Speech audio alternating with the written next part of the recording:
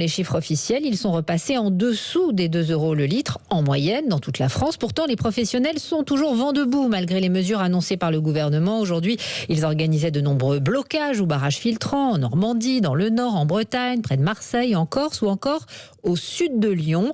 À Fézin, le dépôt de carburant est resté bloqué une bonne partie de la journée. Jean-Luc Boujon, agriculteurs et transporteurs routiers ont finalement quitté les lieux sous la menace d'une intervention des CRS, mais la colère reste entière.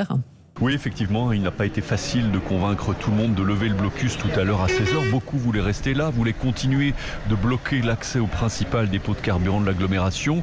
Quelques noms d'oiseaux ont même fusé à destination des CRS qui commençaient à se masser en vue d'une évacuation par la force. Finalement, les agriculteurs et les transporteurs présents depuis le petit matin ont déplacé leurs tracteurs et leurs camions. Mais l'amertume était grande, notamment chez Manuel Arandel, paysan venu de Savoie. Là, on est dégoûté parce que le combat est juste. C'est simplement la survie des fermes. Malheureusement, ils nous ont dit vous dégagez ou on va vous rentrer dedans. Donc comme on leur a dit, oubliez pas que nous on nourrit vos enfants. Et quand il n'y aura plus de paysans, comment vous ferez quoi? Je pense que le gouvernement il se rend pas compte de la gravité de la situation. Le gouvernement justement, il doit entendre la détresse des professionnels, explique Alain qui vend du matériel agricole à Genêt dans le Rhône. Le gasoil est trop cher. On ne peut plus survivre avec le gasoil à ce prix-là. On ne pourra plus survivre. On ne peut pas refacturer la différence de prix à nos clients, aux exploitants agricoles. Ils ne pourront plus payer non plus. Donc c'est invivable.